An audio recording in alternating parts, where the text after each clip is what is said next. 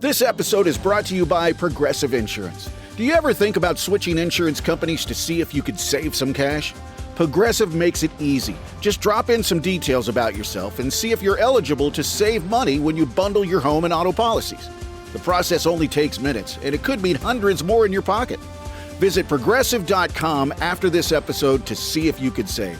Progressive Casualty Insurance Company and Affiliates. Potential savings will vary. Not available in all states. This episode is brought to you by Indeed. Stop waiting around for the perfect candidate. Instead, use Indeed sponsored jobs to find the right people with the right skills fast. It's a simple way to make sure your listing is the first candidates see.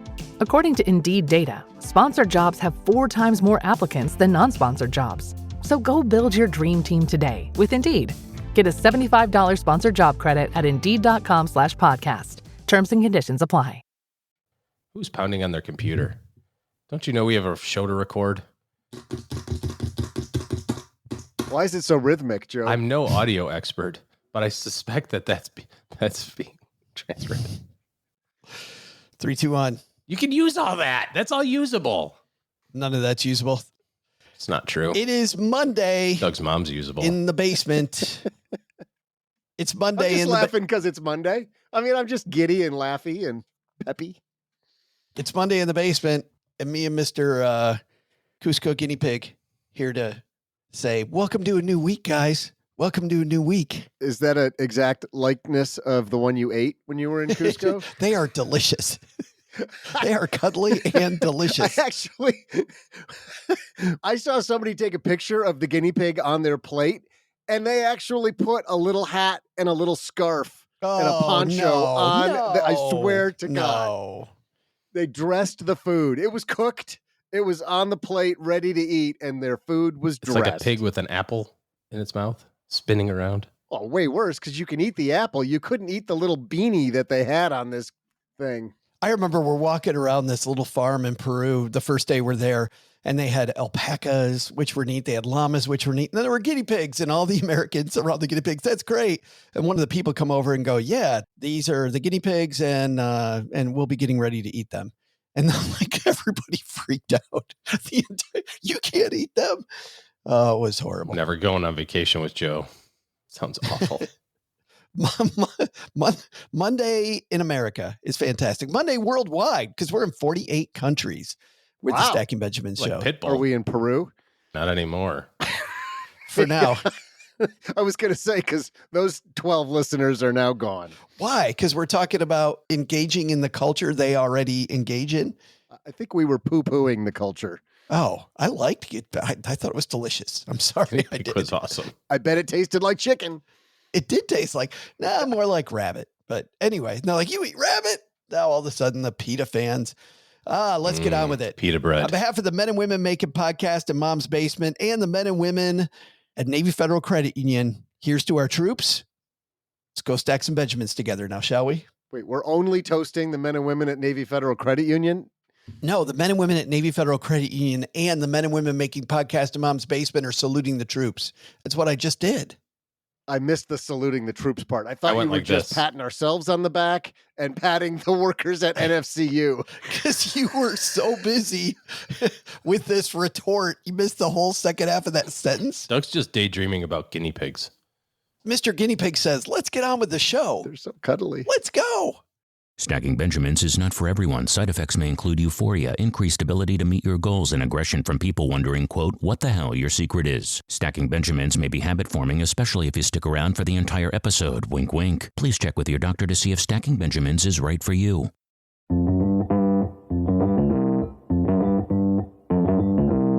Live from Joe's mom's basement, it's the Stacking Benjamin Show.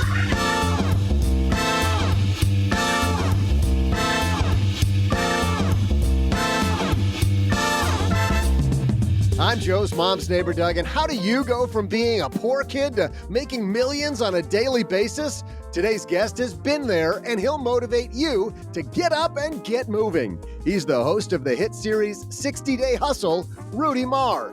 Plus, one star says money means nothing to him. Sure it doesn't, because those pretty cars just pay for themselves, right? We'll talk about money, attitude, and a guy named Seth Rogen. And of course, I'll swoop in and dazzle you with a dose of my incredible trivia. And now, two guys who think a bear market is just Wall Street's way of hibernating. It's Joe and G.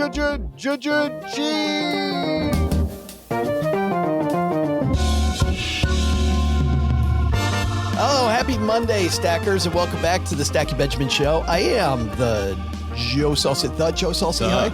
Don't know where. Wow. Ego is healthy. You can tell it's Monday. Rust in the pipes, but OG sitting across from me. How are you, man? All cleaned out, ready to rock and roll. Okay. It's an exciting day because Rudy Mawer's coming down to the basement. I love these behind the scenes making of shows, and nobody ever does them with personal finance. So we're doing that 60-day hustle.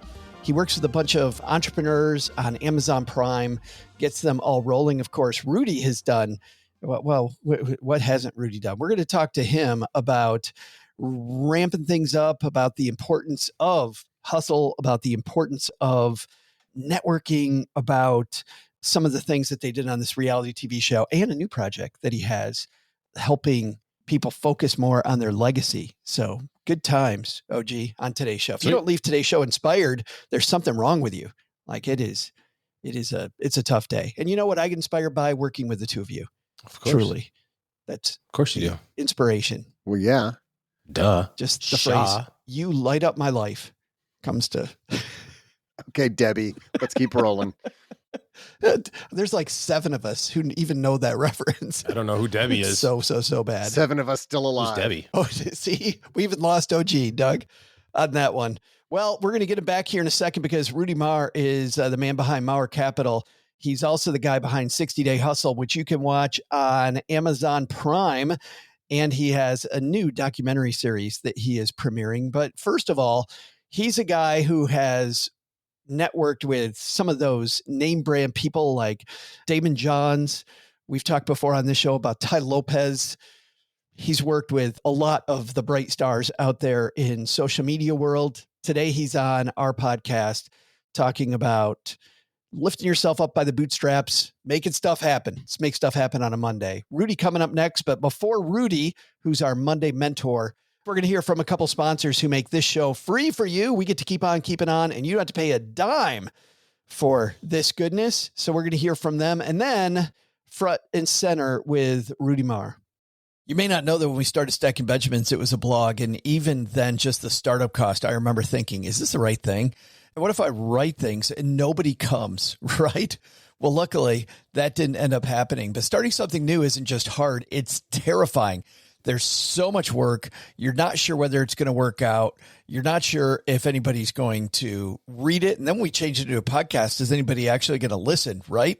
What if nobody wants all the stuff that we have? Well, had I used Shopify, it would have been even easier because with their expertise, their helpful tools, and their easy to use platform, that's something that would have made Stacky Benjamins more effective much, much more quickly. Shopify is the commerce platform behind millions of businesses around the world and 10% of all e-commerce in the U.S. Names you've heard of like Heinz and Mattel, Shopify, Gymshark, Aviator Nation, Allbirds, also all Shopify.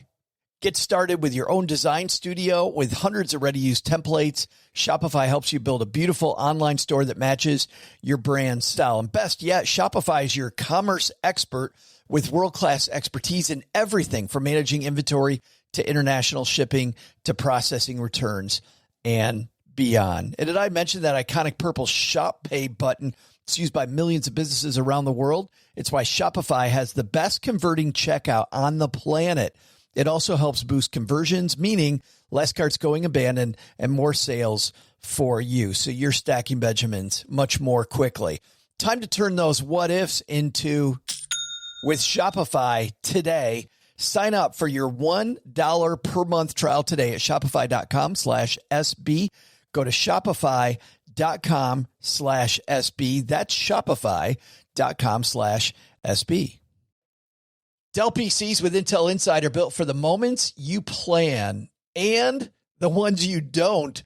There for those all-night study sessions, the moment you're working from a cafe and realize every outlet's taken, the times you're deep in your flow and can't be interrupted by an auto update. That's why Dell builds tech that adapts to you. Built with long-lasting batteries so you're not scrambling for an outlet, and built-in intelligence that makes updates around your schedule, not in the middle of it. Find technology built for the way you work at Dell.com/Dell PCs. Built for you.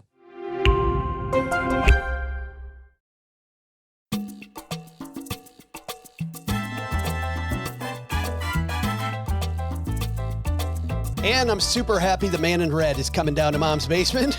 Rudy Mawer's here. How are you? What's up? I'm great. Excited to be here. I am so happy you're here. You're always working on 50 things. Like, I'm wondering if you ever do just sit around with the feet up. Does Rudy do that? Dude, actually, it's crazy. So I'm the busiest and most successful I've ever been, doing the most cool projects, but I'm like the least busy. I work 4 or 5 hours a day in the office. I train 2-3 times a day for triathlon. I hang out by the pool on the beach because I have nearly 100 employees and I have a great team. So that's my secret. I think that's a secret to any successful entrepreneur. Like, you know, the E-Myth and the stuff that we're going to talk about 60-day hustle here in a second. I think a team has to be, like, these systems have to be, Rudy, the key to your success. Yeah. I mean, I started, like everyone probably listening, as a wannabe entrepreneur, selling on eBay and hustling and working 3 jobs. And one book that changed my life 15 years ago was a 4-hour work week. I was an only child, and my parents will tell you I always loved bossing people about. I'd boss my parents about and my grandparents. But I was like a born leader. I had a big online gaming community at 13, 60 people in my teams, and we had divisions, and we were like semi-pro. So I've grown up like bossing people around and being a leader. I think it comes natural to me. But people don't like to be bossed around. I think there's a way to do it and a way not to do it. Yeah. I mean, I say that jokingly, right? Obviously, leadership's a whole thing, and some people, I think, have it and some people don't. But yeah, I think the technical term I'd use if I was being serious is empowering people to do their jobs better than I could do them and run their department or little area like it's their own business. You've got so many projects in so many different areas, but your reality show that came out last year on Amazon Prime, I think it's going to really help us if we hear a clip that will kind of get us into this interview. It's called 60-Day Hustle. You can watch it on Amazon Prime. Here is this is a little trailer. Let's listen. You can see on the floor, there's 7 numbers. 7 numbers that are going to have an impact on the outcome of this challenge. Pick a number. Now. The decision has been made. Go ahead and look at what's on the other side of your number. So that number is going to be the marketing budget for your next challenge. When I click the number, I love there, Rudy, how immediately you're combining like classic reality TV, right? That is your number with this business sense. I noticed one woman picked up a number that said $200. Yeah. I'm sure when you were first starting out, like $200 would have been a ton of money to you. How did you get your start as an entrepreneur? I was always very good and savvy with money. And I think I mentioned to you, I'm just writing a new book all about money. And I remember vividly as a like 8-9-year-old walking to the shop to buy a chocolate bar at night with my dad. And there was a car for sale for about $1,000, right? Very old used car in England. And I said, Dad, I can afford that. And like by 10, I had saved up $1,000. By 10 years old? Yeah.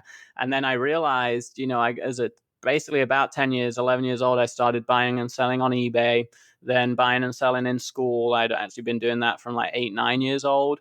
I made my parents go to like Sam's Club and buy massive boxes of candy, and I would put them in sandwich bags and then take them and sell them for $1 each. So I don't want to say it comes natural to me, but it kind of does. But there's still a ton of stuff in the middle, right? Hard work, failure, mindset. But yeah, I've always been a hustler and always loved money. You must have had, though, parents that really helped nurture that. Because I can't imagine my mom at 9, who you met upstairs earlier, my mom would have been like, no, we're not doing that. Like your parents must have been, let's go, let's teach this. Yeah, well, she was a sweet lady when she opened the door for me, by the way. But my parents, so very unique childhood. My parents were like semi-pro athletes. My dad was the Great Britain team manager for the triathlon team and a semi-pro athlete. My mom was a gold medalist in triathlon, but they had zero money. Okay. And again, in my book, I talk about, I wouldn't say I was broke, but we weren't rich. Like we would turn the radiators on and fire for an hour a day in the morning and an hour a day at night because we couldn't heat the house all day. It's too much. So like I definitely didn't grow up with money, but we had like a decent house. So I think I saw like, hey, how important money is, because we didn't have a lot of it. We had enough for a nice life, but like we were always cutting coupons out in grocery stores, and like it was definitely tight still. So I think I saw how powerful it was. But then because my parents were so elite in a different area of life, I got like the elite mindset, work ethic, belief, but then I applied it on the business money side. I feel like sometimes having too much money as an entrepreneur can be a horrible thing.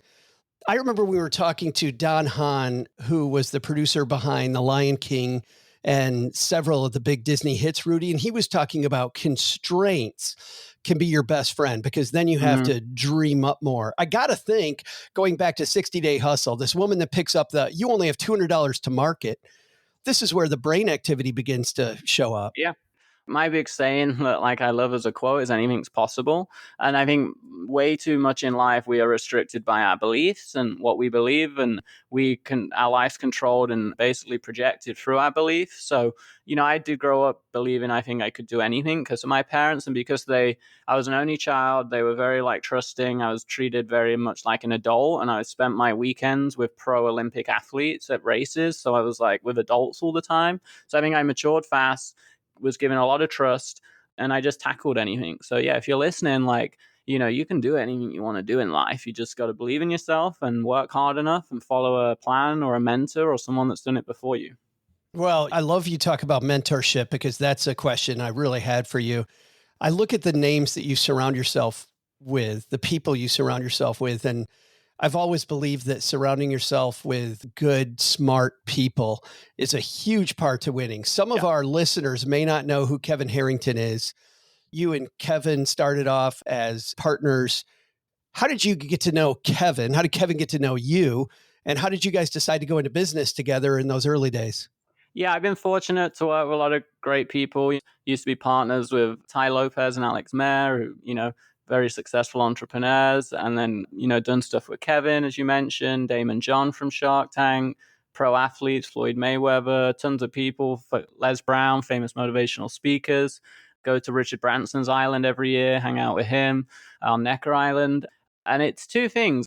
I stand out and I'm unique, and smart, successful people look for other unique people. And obviously I stand out because of the red as my brand, if you know who I am and follow me. But I think also I've achieved a lot at a young age, and people can tell that I'm like, doing some good stuff, right? And that I think successful people look at that, right? And they're always fascinated by, especially young people doing that. And successful people also look for strong collaborations. Damon John rang me this Saturday morning and he wants to start a new project with me.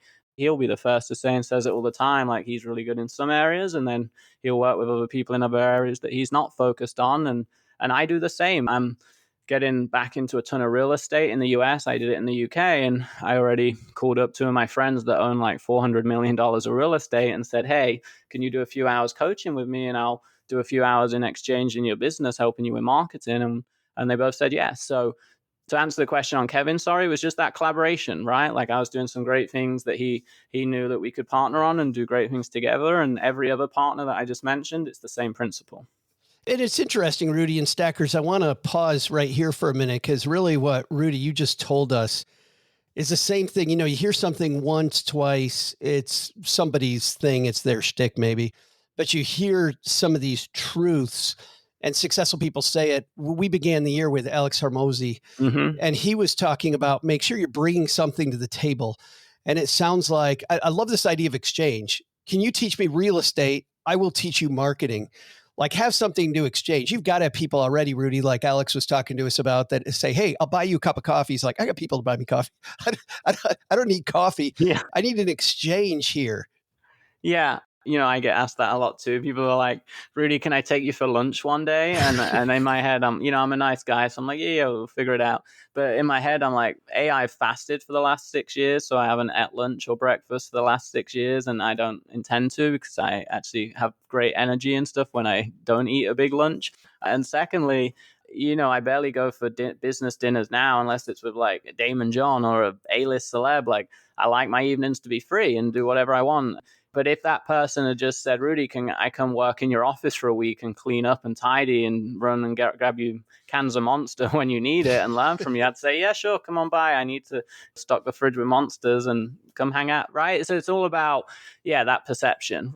I don't want to sound arrogant saying that, because that's exactly what I did to get to where I am today. When I first moved to America, I flew out 3 months before and met the professor that I was coming to do grad school with. And I paid to fly from England, and I cold emailed him 4 times to come and work for free for a week to check out the college before I committed to it. And he eventually said yes. And I got out there from England, paid for all my flights, and he forgot who I was. And I had to remind him when I literally showed up with a suitcase. And he goes, oh, yeah, cool. Go on in. The grad students will take care of you. But hold on a second. Could I pause right there? I'm just imagining you're showing up, you've flown all the way here, you paid for all this, you knock on the door, the dude has no idea who the hell you are. No. And I learned over the year, becoming close friends and partners with him. Like, I didn't take offense to that, because the guy didn't know what he was doing all day. And he's one of those successful guys, but unorganized. You know what I mean? Yeah. That was just who he was. But anyway, he loved me for the whole week, and everyone in the lab, the research lab in grad school, said I was like really smart, really good. Obviously, I was very different from England, right? These people don't know any English people, and I'd flown for a week on my own dime. No college student had ever done that before. So I instantly stood out, worked for free, was really smart, proactive, fun. People got on. I was friendly. And then I got a full scholarship because of that week, right? They give one full scholarship a year, and they gave me the full scholarship, right? Because everyone else was applying to grad school through a resume, and then I had spent the week there. Who are they going to give the scholarship to? Obviously me. And then I ended up actually becoming business partners with him, and then I met one of his famous friends through him, who then when I graduated, I worked for free for 6 months for, and he taught me marketing. And I just worked for free and supported him. And he helped get me into all of this. This is 10 years ago. And then I went and made millions of dollars. And in the end came back and he hired me in my agency, and I helped him in his own business. And we're still friends to this day. But there's 2 great examples of how I broke into America, literally knowing 0 people, and made millions of dollars from it, and got free, didn't even pay for grad school, because I was willing to put myself out there. The number of people that will pay to go to grad school, or will pay to go get a diploma, but won't pay to get in the room with the right person, always amazes me. Always. So funny is that by that age at 22, I had real estate in the UK, a personal training business, and nightclub events. So I could have easily paid for grad school. Like, the money wasn't even a problem. But they said, oh, Rudy, we want to give you the full scholarship. I ain't even applied for it. Like, some people had applied for the scholarship. I didn't even know it existed. And they cold emailed me back during the break before moving out there saying, we want to give it to you. I said, okay, great. Now you're just making people angry, Rudy. It emphasizes the difference, right? Sure. So many people they're like, oh, well, how much will you pay me for that week? Or, oh, will you pay my flights to come out there? Or, oh, no, I'm not going to pay $800 for a flight to go. It's like people are so limited, and then they wonder why they're not where they want to be in life, because they're not willing to take those risks. I want to go back to when you were talking about working with Ty Lopez and that team of people, because something from afar that always interests me that you guys did, you went in, I think it's appropriate to say, Rudy, that you dumpster dove old brands, like these iconic names that now the brand had, through horrible leadership and bad decisions, ended up just in the dumpster. How did you and that team, how did you guys calculate the ROI? Because on one hand, it seems like there could be huge upside in Radio Shack or Dress Barn. But on the other side, this could be throwing good money away. Well, it's a great question. Sadly, the answer I'm going to give you is more simple than some complex algorithm or hack. All of those companies were very successful online and making a lot of money online and good margins, but in the retail stores were losing money. So it was very easy for us to see that on a P&L and spreadsheets. And, the problem with a company like Pier 1, they can't just say, oh, we're going to shut all 200 stores down, right? They have inventory, they have debt on them, they have 20-year leases on the buildings. But at bankruptcy, you can, because it's gone. And you just kind of like, so it's like, if you're cleaning your room, it's kind of hard to like really tidy your house. So kind of what we did is just took the 10 items out of the house we liked and then dropped a grenade on the house. Oh, yeah. It's easier to do that. So the short answer is just looking at what was profitable and what wasn't, and keeping the profitable bits. But the business lesson there is actually looking at the profitability. And one of my favorite movies, I watched it last night. Again, I watch it like every 6 months, is Founder, the McDonald's movie. Oh, yeah. Michael Keaton, right? Yeah, great movie. And they even saying there, he asked him, how did you figure out this McDonald's idea? And they go, well, we used to sell hamburgers, hot dogs, chicken wings, everything. We looked at the spreadsheet and we looked at 3 items made up 78% of our revenue: burgers, drinks, and fries. So we just made McDonald's with burgers, drinks, and fries. It ain't complicated. It's just people don't do it. Most entrepreneurs don't even have a P&L. They don't know how to read a P&L. They don't know their numbers. So, yeah. It's like this language that once you know it too, once you know it, it's not nearly as hard. But it seems to me the best answers are often the ones, like you said, that's not some complex deal. It's right there in your face and nobody sees it.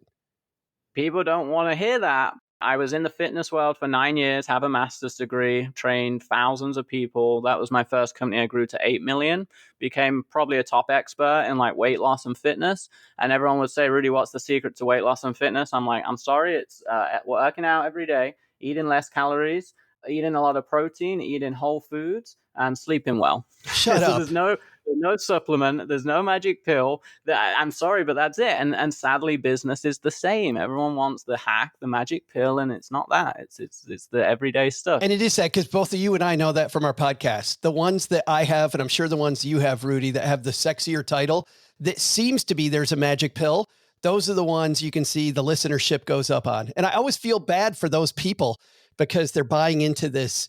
I don't know, they're buying into this thing that doesn't exist. It just doesn't exist. Well, yeah. And even podcasts, funny, my podcasts are pretty good, top 10, and we promote them, run ads, and get great guests on and stuff. So we do marketing and stuff. But someone said, one of my clients that pays me $100,000 a year for consulting, they get 30 minutes once a month. That's what they pay for, and some other coaching and events and stuff. And one of their questions on their monthly call with me is, Rudy, how do we grow a podcast? And I said, well, how many downloads you get right now? And they said, we don't know. I said, well, the first thing is go figure that out. And then second thing, I said, how often are you doing the podcast? And they go, oh, it's on and off. I go, well, you got to do it every week or twice a week. And then I also looked, we just hit in the 200th episode on one of my 2 top 10 podcasts over the last couple of years. And I heard a stat the other day, the average podcast is 6 episodes long before someone quits. Yeah. And I'm like, well, no wonder, even when people say, Rudy, I have a top 1% podcast, I'm like, that don't mean anything to me. I ain't coming on there because it is 99% quit after episode 5, And it's funny that you say that because so many of us quit and we give up. And there has to be a time, especially, and maybe this was early on, when you thought you were screwed, you were failing, that things weren't working out.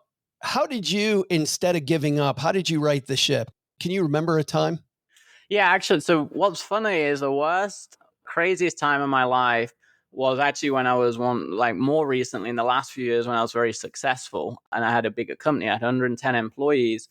And I had a bunch of stuff go wrong at the same time. I had 2 employees stealing from me. Oh. I had half a million invested that I was supposed to get back.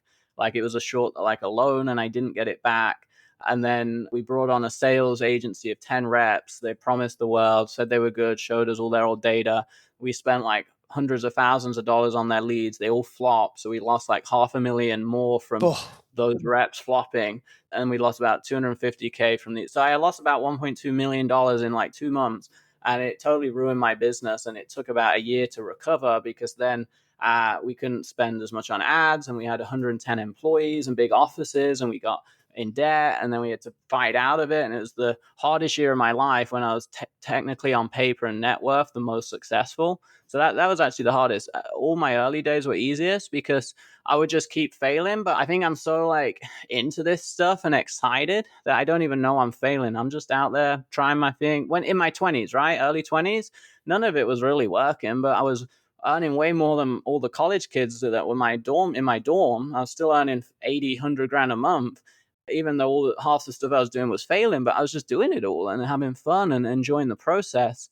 So yeah, I know that question's answered a little differently, but I think in the early days, just try everything and enjoy the process and don't worry about it so much. No, I love that answer because, this Carol Dweck book keeps coming back and thrown in my face over and over about growth mentality, about having a growth mindset. It's not failure if you're thinking that you're learning something from it.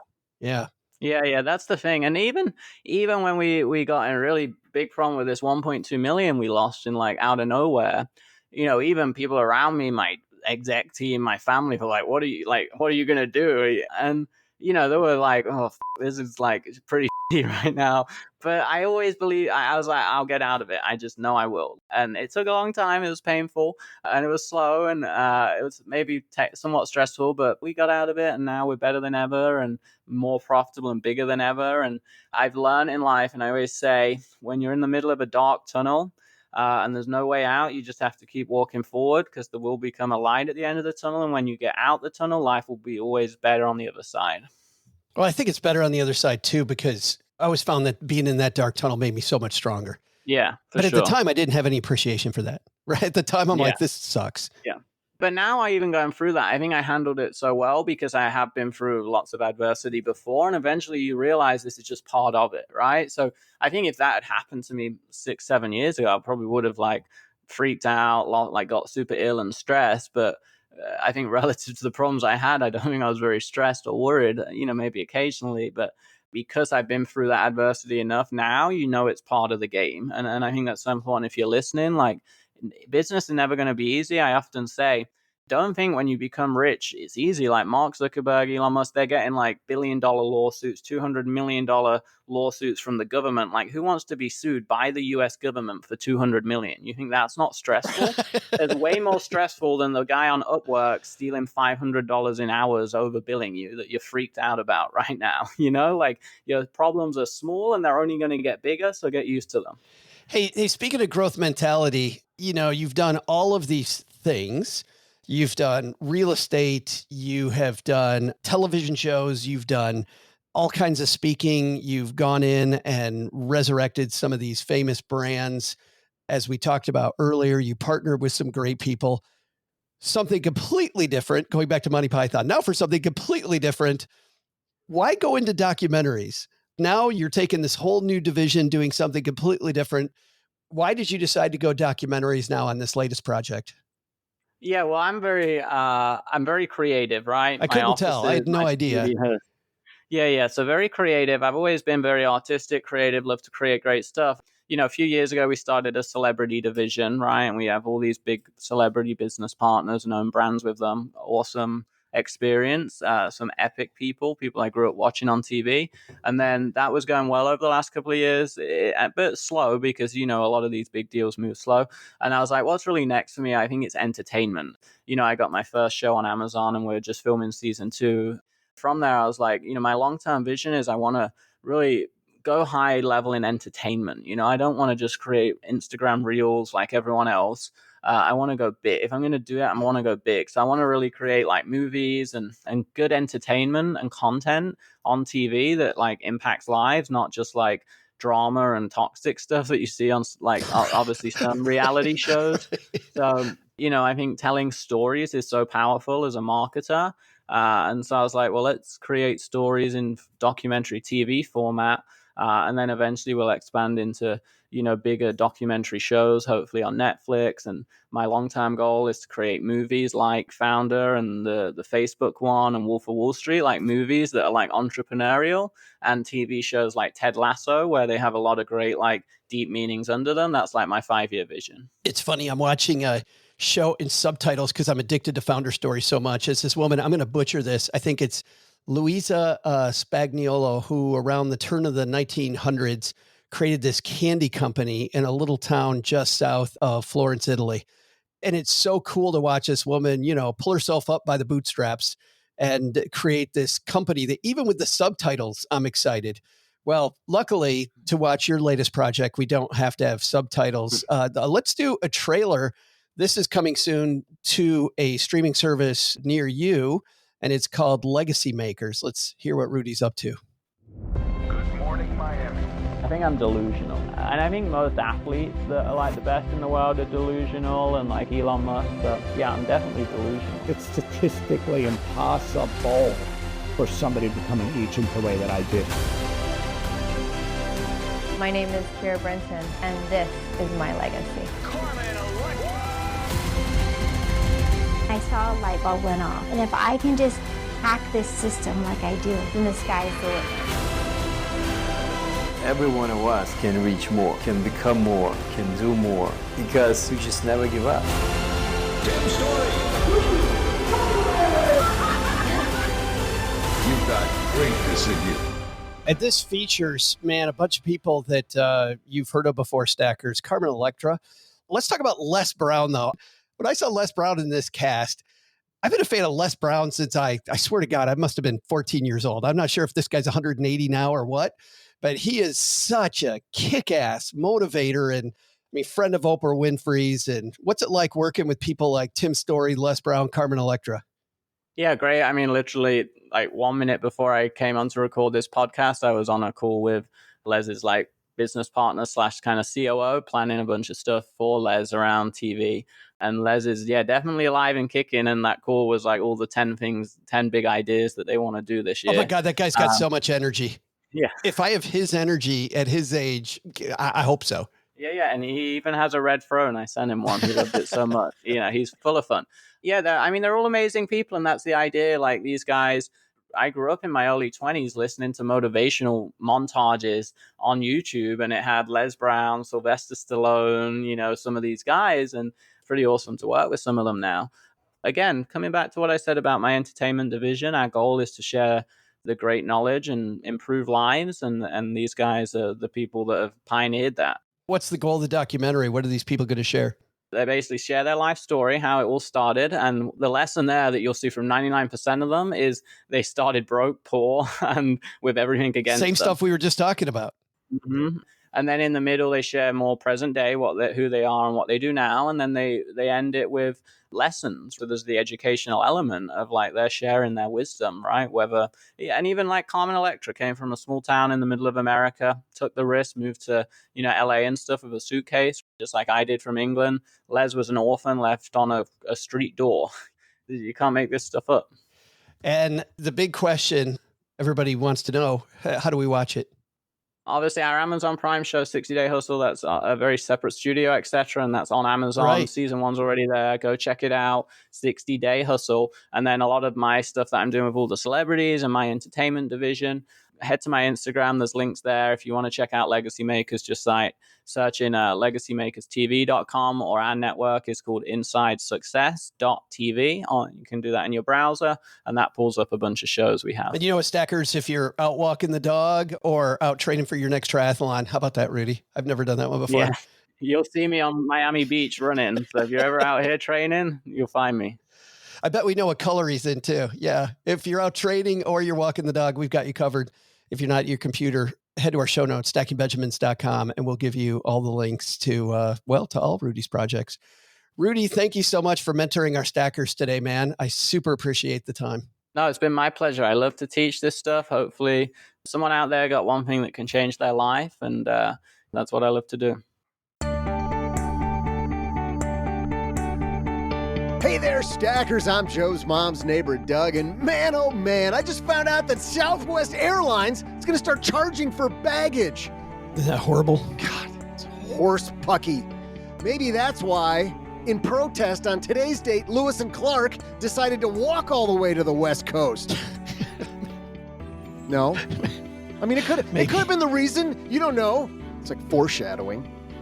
And another event that happened on today's date, nearly as big as Southwest canceling free baggage. This is also the date in history, way back in 1953, that the first jet transatlantic flight going from west to east occurred. I wonder if the passengers got that little Biscoff cookie during the flight. Those things are awesome. I imagine Wi-Fi and that free live TV was probably not that great back then either. So, since it seems to be a travel day in history, let's make this today's question. Of the major airlines, which is the oldest? I'll be back with the answer right after I tell Joe and OG to put their tray tables away and their seat backs up, because this show's about half an hour from landing.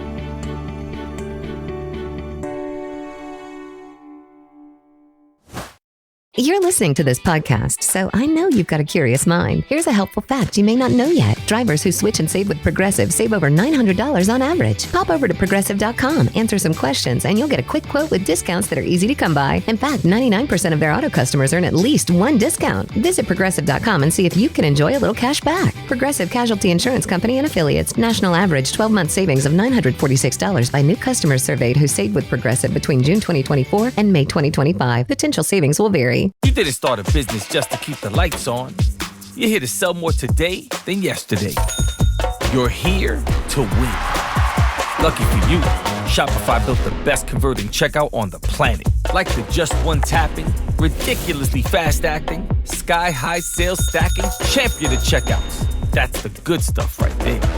So if your business is in it to win it, win with Shopify.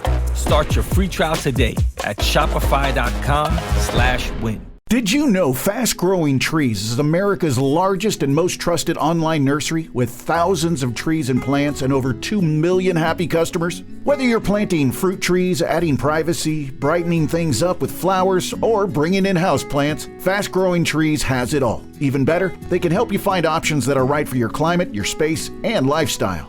Click Order Grow. Every plant arrives healthy with the Alive and Thrive guarantee straight to your door. So if you're ready to get planting, this is the moment. Right now, they have great deals on spring planting essentials, up to half off on select plants. And listeners to our show get 20% off their first purchase when using the code WWO at checkout. That's an additional 20% off. Better plants and better growing at fastgrowingtrees.com using the code WWO at checkout. Fastgrowingtrees.com, code WWO. Now's the perfect time to plant.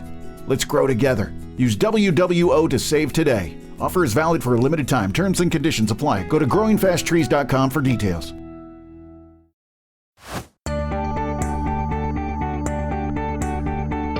Hey there, stackers. I'm this show's #1 flight attendant and the guy with really warm nuts, Joe's mom's neighbor. No. I'm not Joe's mom's neighbor, Doug? Keep going. Okay. Today is apparently a travel day in history. Between Lewis and Clark heading west and the first transcontinental flights heading back east, I think we pretty much got it covered. So here was today's question. Of the major airlines, which is the oldest? The answer? Delta Airlines was created way back in 1925. But don't worry if you guessed United or American, because those airlines started within the next year. And so did many of the planes you just flew on. And now, back to the guy piloting this episode, G.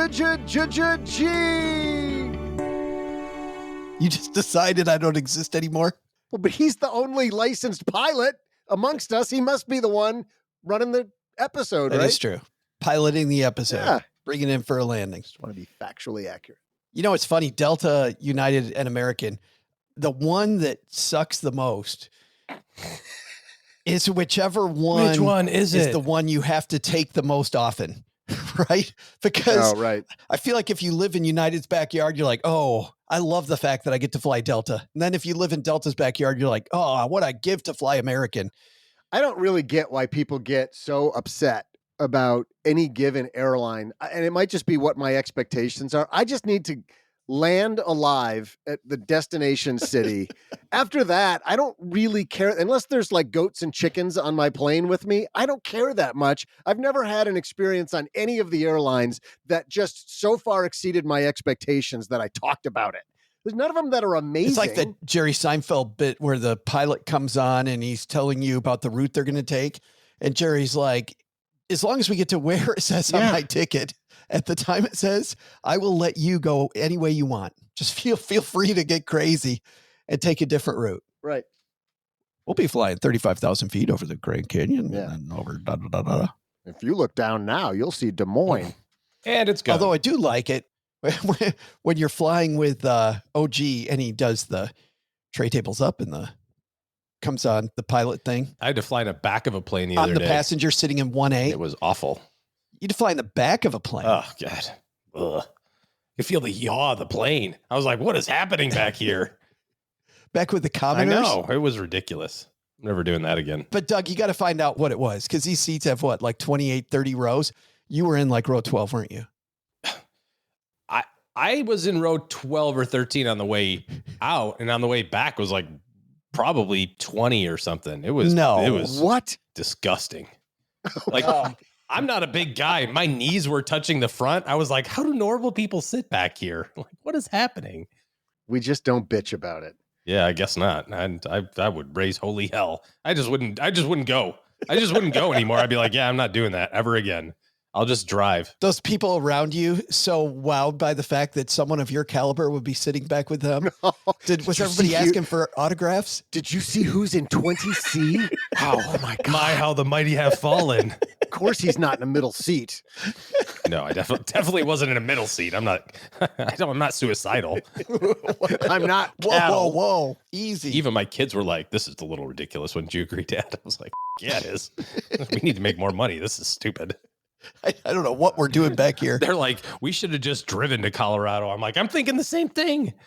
Like 20 hours in the minivan would have beat 2 hours in this. You know how every season of The White Lotus has at least one family that's super wealthy that's at this super high-end resort and all the kids are spoiled? No. That's the OG family. There it is. Caroline said to me this morning, she goes, Dad, when I have kids, I'm going to totally give them the life. And I was like, oh, yeah? How is it profoundly different than your life? She's like, I don't know, but it's going to be awesome for them. So, there's got to be something better than this. There's got to be something better than this. I got to butter my own toast. My kids aren't going to have to butter their own toast. Hello, darlings. And now it's time for your favorite part of the show, our Stacking Benjamin's headlines. Today's headline comes to us from Yahoo Entertainment. You can tell it's a high-end news day here on Stacking Benjamins. Actually, I really like this headline about Seth Rogen. Ellen Journey wrote this piece and writes that after starring as a teen actor in Freaks and Geeks, Seth Rogen went on to write and star in iconic comedies like Superbad and Neighbors, to name just a few. Also pretty major producer, having worked behind the scenes on shows like The Boys and Gen V. The Boys may be one of the only series I gave up on because it was just too gross. Oh, gosh. It absolutely goes too far. Too far. Could not get through the last season. On top of all that, he's a great director heading up his new Apple TV Plus series, The Studio.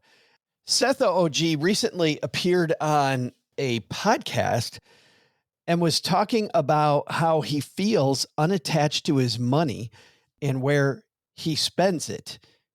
He says he doesn't hoard his wealth because he's afraid that he'll die with too much money, which frankly, I don't think a lot of our stackers are in that position where we're like, I got so much money, I'm afraid I'm going to die with money. On one hand, I think that's not the case, but I just remember when I was a financial planner, I saw that mentality way, way, way too much, where we are so afraid that we're going to run out of money, that we never do anything. We never have any experiences. I like seeing somebody who's completely on the other side of that.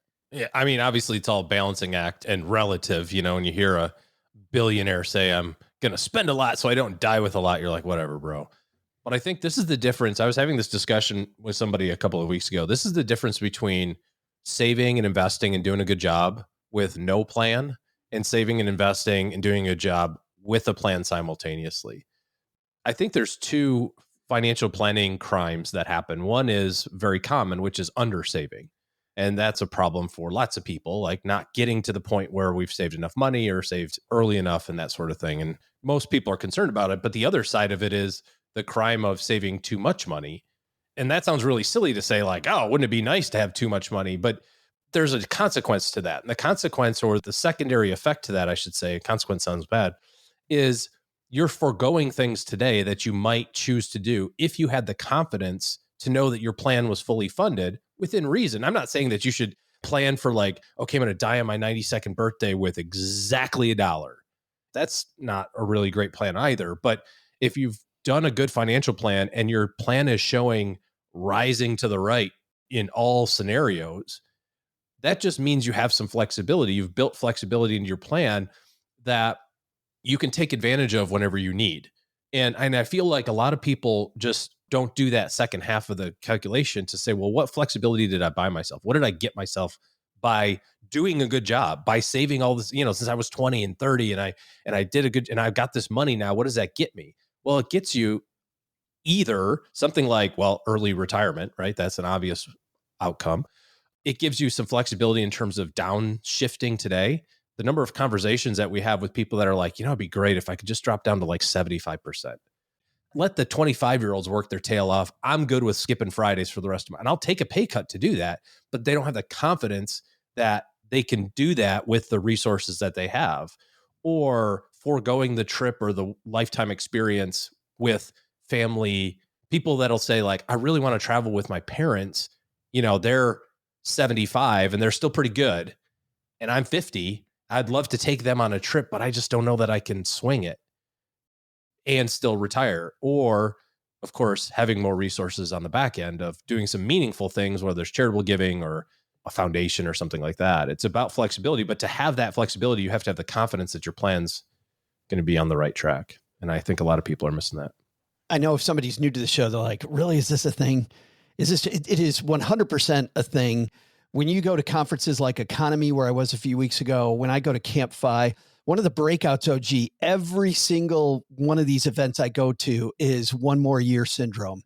Yeah. Meaning I think I might have enough, but I'm just going to go another year, showing that we undervalue the value of our time while we're overvaluing the dollar. Well, we don't have enough respect for the fact that 1 year could be the year. We don't know what's going to happen in the next 12 months. This could be the year when we could have done all this stuff. And instead we're just going to do the thing we hate 1 more year. Well, hate's a strong word too. Yeah. I mean, it doesn't mean it's doing something that you hate. It's good point. And this is one of the problems. You call it 1 more year syndrome. This is one of the problems with the concept of early retirement, in my opinion, is by the time you get there, you're also in your peak earning years. And if you've been successful, right? If you've risen the corporate ladder, if you've grinded it out and all that sort of stuff, you're at the spot now where you're making whatever number, right? $300,000 a year, and they're giving you $300,000 of stock options. And you're like, I want to be done, but those idiots keep giving me $500,000 a year. If I do that 5 more years, that's $2.5 million more that those nincompoops are going to send my way. Maybe I'll just keep going. And if you are that listener, please call OG for his services now. I will get you retired. Yeah, for sure. I think it's important. It's funny what goes on in your head. Seth said this on this interview. This is with Dax Shepard, by the way. He said, I guess I've seen over time, and I'm just so not like this. Money is the thing people really hoard and have a lot of pride in, the money itself. They want to turn their money into more money and love how much their money is making them and how profitable their money's money is. And that's just not how I think, Seth said, admitting he has, quote, no desire to be expanding his wealth by making his money, quote, work and other investments and assets. Now, that is a privilege because he's made so much freaking money that he can think, I don't have to invest. But to your point, OG, the reason we invest, I think, is to get where Seth is. Yeah. Going, yeah, my money's out there making money, but it's not about the more money. It's about the doing more stuff, which, by the way, the average person spends more time planning their next family vacation than planning their future, like the thing they really want, this love they might have in the future. My trademark saying that I need to actually put on a t-shirt is the goal is to have enough money so your money makes enough money so that you don't have to make money. That's the part that we want to get to, right? That's a really big t-shirt. It's a lot of words. I know. Maybe there's like an acronym or something. Continued on the back. Yeah. Well, that's the exciting concept around Rich Dad, Poor Dad, right? I mean, Rich Dad, Poor Dad, some of the conclusions at the end are eye roll, but during the book, the big aha is if I can create this mound of money that's like a mini me going to work every day, that my money takes its lunch pail out and goes to work. I take my lunch pail and go to work. When my money is making more money per day than I'm making, or it makes enough that I don't have to work, for me, that was a big, oh my goodness, my whole goal here is to get that money working so I don't have to. There's only one counterpoint I'd like to make to this. It occurs to me, because this is not by any stretch the first time we've talked about this, about making sure that you don't feel afraid of retirement so much so that you limit yourself to not having any experiences. There are those people for whom that's a happy place where they're not spending. I know one of those people, and they are really happy and really content not spending money. I think that's the big point here, though. For Seth, it's not about spending money or not spending money. He spends a lot of time in this piece. He spends a lot of time on pottery, which cost him next to nothing. So it's not about high-end resorts or blowing a bunch of cash. It's about doing what he wants to do in the moment. Okay, sure. I'm talking about for the average person who's struggling to try to find a horizon, a future for their retirement where they're not working anymore. There is a smaller subgroup of people who just feel happier not feeling like they need to go out and go to Thailand or go to Disneyland or even go to Oklahoma City, because that's, going to be a big trip. They're perfectly content and their happy place is not doing those things. I want to say that's okay, as long as it's just you that's impacting. But if you're robbing experiences from your family members, let's say, because that's your happy place, but not everybody else is, maybe then you need to have some compromises so that you're making sure that where your happy place is not impacting the other members of your family. And I think that's a problem of where people are beginning. I love that point, Doug, because I think a lot of people start with the wrong stuff. They start with the money instead of starting with what is it that actually makes me happy and the people around me happy. They don't even start from there. And because of that, you end up with these misinterpretations. My client, Mike, who, wanted to work all this overtime and continue work overtime.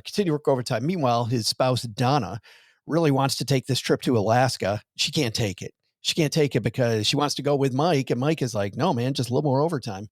It's funny. Seth Rogen in this piece says he can totally understand why people function in the way when it comes to finances where they're thinking about their money a lot. Prompted Dax Shepard to admit he definitely operates with a constant fear that he's going to run out of money, to which Seth replied, that's not a fear I have. Seth said, I'm afraid I'm going to die with too much money. That's my fear. I don't have children, and I'm afraid I'm going to die and be like, I could have had a place on the beach. I don't want to die with 10 million in the bank that I could have spent doing fun things alive. I could have been jetting this whole time. But to your point, Doug, it's not about, it doesn't need to be about the 10 million, but he's got this counter fear that I've got 10 million that I don't want to spend because it doesn't really light me up. And I'm afraid I'm going to have $10 million left. It's a wild, wild thing to be. I actually was pausing because as soon as you said, I'm afraid of you, Seth's quote about I'm afraid of dying with 10 million, OG was like, yeah, that he was making finger guns at the screen or something. What was your reaction to that, OG? I mean, I've said that 10,000 times. So I'm glad that Seth Rogen is quoting me in a piece with Dax Shepard. He got your t-shirt.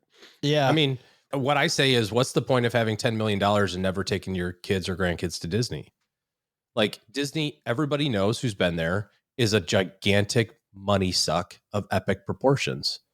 It doesn't even matter if you're like, I'm going to go on the cheap. There is no cheap. There's expensive and insanely expensive. Those are the two ways to run Disney.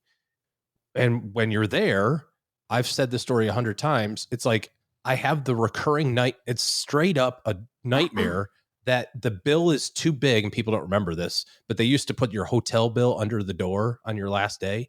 And my nightmare is the bill is too thick to slide under the door, so they have to knock on the door and wake me up at 2:30 in the morning. They're like, here you go, sir. And I'm like, oh, crap. With the big red declined stamp on top of it. Yeah, and I'm like sweating the whether Amex is going to cover it. Because every time you walk by something, you just hold up your little magic band. You're like, ooh, I'll have a Dole Whip, but ding. I'll go on this. I'll get this pin, but ding. I need a sweatshirt, but ding. I want to do this fast pass, but ding. It's like, the meter's just constantly going. And so whatever the price is expensive, and however you run it is expensive. On the back end, you go, that was pretty much like, that was cool. Like, I'm glad I got to have those experiences with my kids. But all the prep, to your point, Joe, about prepping for it, you're like doing the numbers. You go, this is insane. This is ridiculous. But the experience is fun. It's hard to say whether or not it's worth it. But if you have 10 million in the bank when you're 100 years old and you've never done that, I think you've done your family a disservice. I mean, dear listener, don't forget what preceded all of this 10 minutes ago, whenever we started talking about it. I think you said it, OG, is if your line graph of your retirement planning is going up and to the right and the forecast, and you're set, like you're in a good spot for your prep, then go do all of these experiences. Don't rob yourself of these experiences because you're on the right path, right? We're not saying go spend the money and, screw the future. We're saying get yourself in a good spot and then go make sure you have the experiences. Or spend the money now, have wild stress, and get your ass to work. Either way. Oh, okay. It's funny. Jonathan Clements actually said that you get to choose.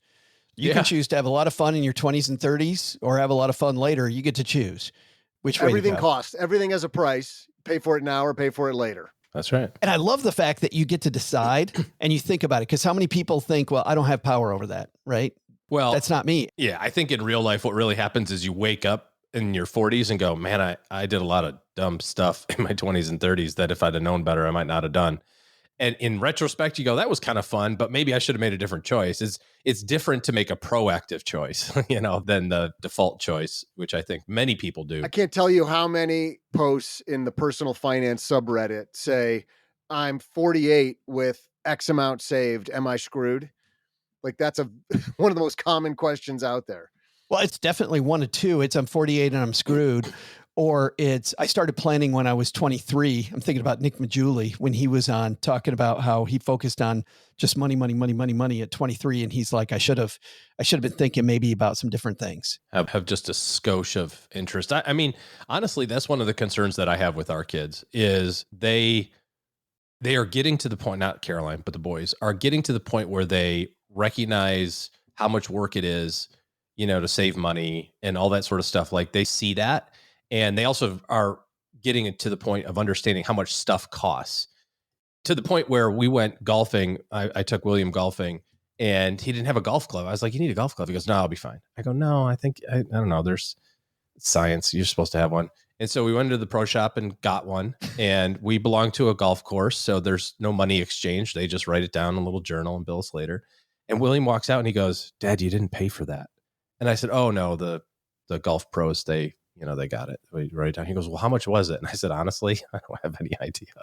I don't know, $10 maybe. He's like, $10 for this? How do you afford stuff like that? Like it hit him, I think, he was like, oh, that's a good realization. This thing is like, I told you I didn't need it, and now you kind of forced it on me. I mean, I guess I'm happy I have one, but $10? Like, how much that's Xbox money I could have spent. Or, when we go out to dinner and they're like, how much was the tip? And I'm like, oh, it's $30 on tip. Like $30 for a tip? Like how much was the bill? Like they're starting to kind of wrap their heads around it. That was just McDonald's. Which is good. But also I'm concerned that they're going to be really tight with their money when they're young, and maybe have some regrets when they're in their 30s and 40s going, I'm glad I have all this money, but I wish I would have done something more fun. Or maybe they'll just save all their money and spend mine. I don't know. Well, or just like Dak Shepard, this piece just freaked out about it, whichever side you're on, right? Yeah. Freaked out about the fact I'm going to have too much money, freaked out about the fact I'm not, like neither one of those is super healthy. Not a good place. Yeah. Yeah. It's an interesting debate. We will link to this in our show notes page at stackingbenjamins.com. I think the fact that that you get to choose and you can plot your course, I think is the healthy way to choose your own adventure book on your money. Yeah. Choose when you go broke. I'm going to go for 37, but Joe, you're 57. I was like, mission accomplished. I checked that box. I was like, broke. That was easy. All right. That's going to do it for today, except for the back porch. Doug, what's going on the back porch today? Yeah, Joe, we had listener David reach out to us. He had a revelation while he was listening to the Barry Ritholtz episode. That was 1661, if I'm not mistaken. And he says, I don't even know if I can pronounce this word.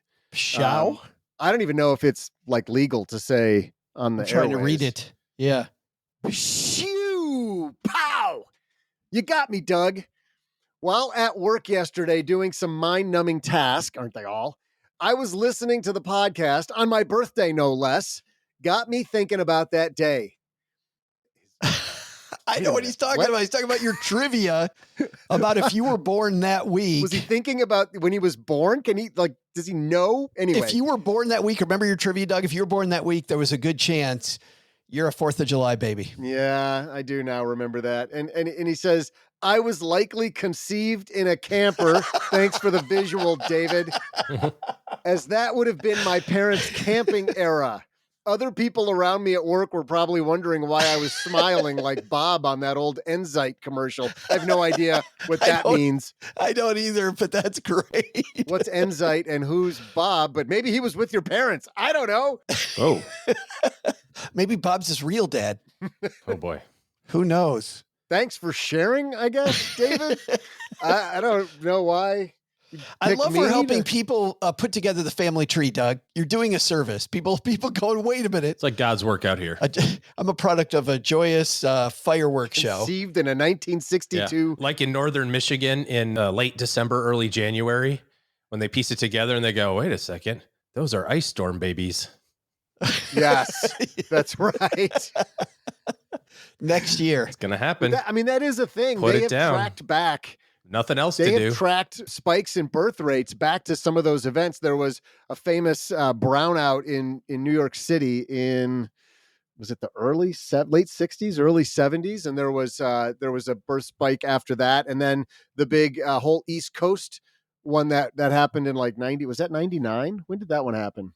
No, it was a little later than that. It was in the 2000s. Yeah, like 2000, Oh, 2001. yeah. And there was a 3 or birth, 4 thing after that. Big So surge. Mhm. That actually hit as far west as Detroit.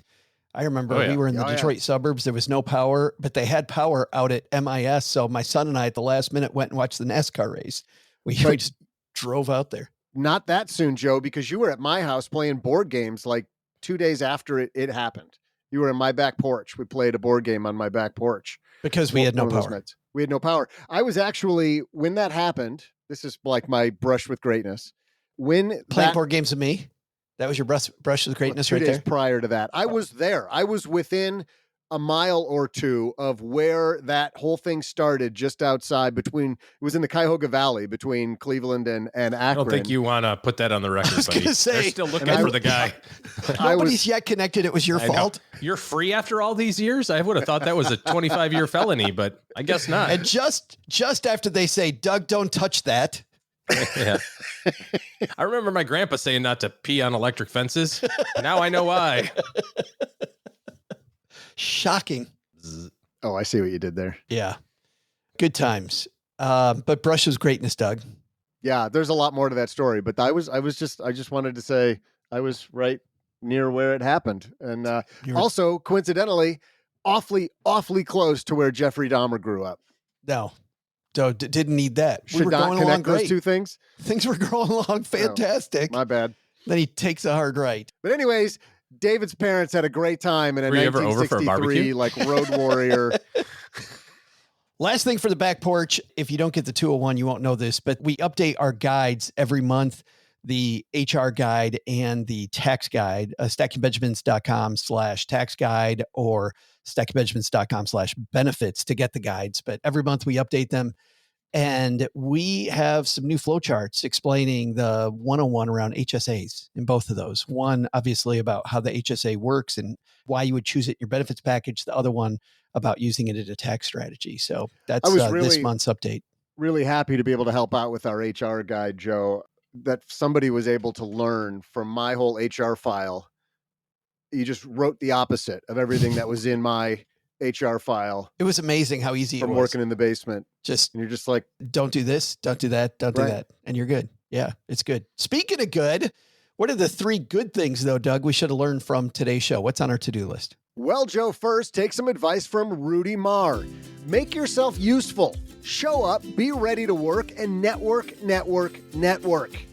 Second, take some advice. I can't believe I'm actually saying this. From Seth Rogen. Money? There's a sentence nobody said before. That's a new one on this show. Right? Money? Sure, it's important, but worrying about your cash all the time? Not as great as living your best life. You have a budget to live better, not to strangle all the fun out of it. But the big lesson? Just because OG's a pilot doesn't mean he wants to join the Mile High Club. Apparently, he likes to fly planes less than a mile high because that guy just gave me a very, very dirty look. Fine. OG, fly low. Fly low if that's what trips your triggers. Thanks to Rudy Mawer for joining us. You'll find both of Rudy's shows, 60-Day Hustle and Legacy Makers, at his website, mawercapital.com. That's Mawer, spelled the obvious way, M-A-W-E-R. This show is the property of SB Podcasts, LLC, copyright 2025, and is created by Joe Saul-Sehy. Joe gets help from a few of our neighborhood friends. You'll find out about our awesome team at stackingbenjamins.com, along with the show notes and how you can find us on YouTube and all the usual social media spots. Come say hello. Oh yeah, and before I go, not only should you not take advice from these nerds, don't take advice from people you don't know. This show is for entertainment purposes only. Before making any financial decisions, speak with a real financial advisor. I'm Joe's mom's neighbor Doug, and we'll see you next time back here at the Stacking Benjamin Show.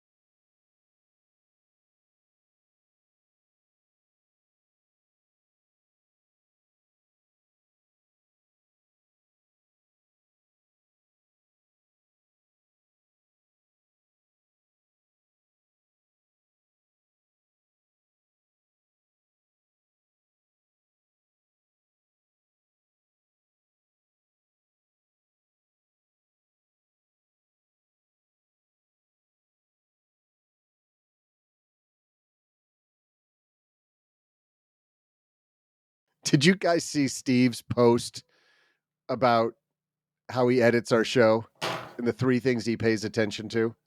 No. It was, he listens for live from Joe's mom's basement. Sorry, Steve, that was a fake out. Because that's when he knows the real stuff starts. Like, he doesn't even bother listening to any of the stuff ahead of that. He's just listening for that audio cue live from Joe's mom's basement. There, I did it twice, Steve. Psych. He listens for Steve because then he knows he's about to get a direction to do something. And he listens for take that out.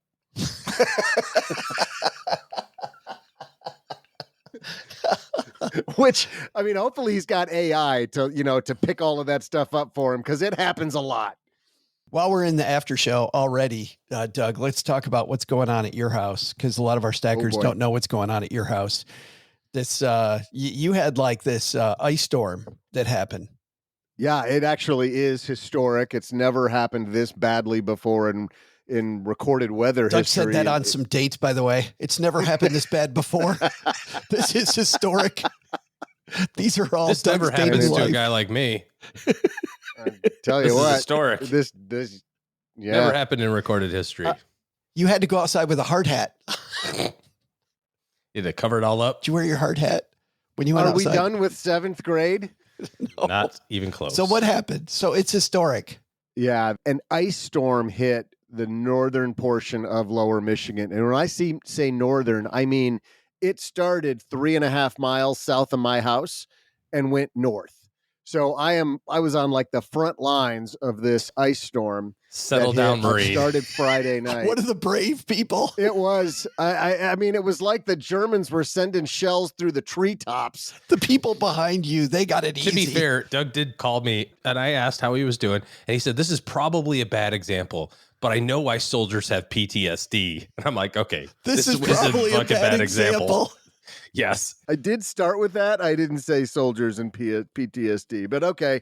You're right. Either way, the comparison I made was probably a bit exaggerated, but the reason I brought that up was because the ice storm started Friday night, lost some power Friday night, came back around 3 a.m. Saturday morning, had power for a couple of hours while the ice was continuing. It was this weird sort of not quite rain, but more than mist, and it just slowly coated everything. And then Saturday afternoon, it just became too much and overwhelmed all the power lines and the trees. We lost power Saturday again, probably dinner time or so, and haven't had power since. It's been, I don't know, 5 or 6 days now, 5 days or so. It's just amazing how much tree damage there is. It really does look a little bit like a tornado, which I've seen, or maybe some hurricane type aftermath you've seen, because the amount of trees that are down is hard to grasp. And I don't know how to explain it, but it just keeps coming. So the ice hasn't melted yet entirely in 5 days, but the winds are picking up. So what's happening is all of the stuff that didn't break with the initial weight is now, or that got weakened by the initial weight of the ice, is now coming down from the wind. And it all seems to be from within like 3 or 4 miles of my house. I think everything's focused on my roof.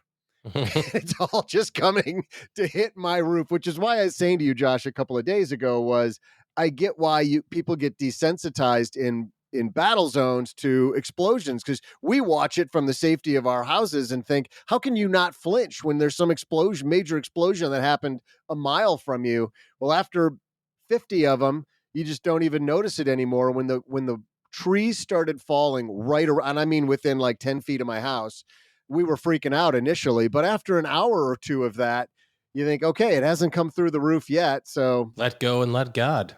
Yeah. And it hasn't stopped making those noises since, I don't know, like I said, 5 days or so. We've been hearing stuff hit the roof about every 3 to 5 minutes, either huge chunks of ice or pretty big branches. Thankfully, we have a metal roof, but it's pretty nuts. And yesterday we had this beautiful looking day. It was all blue sky, but it never quite got warm enough to melt all of the ice in the trees.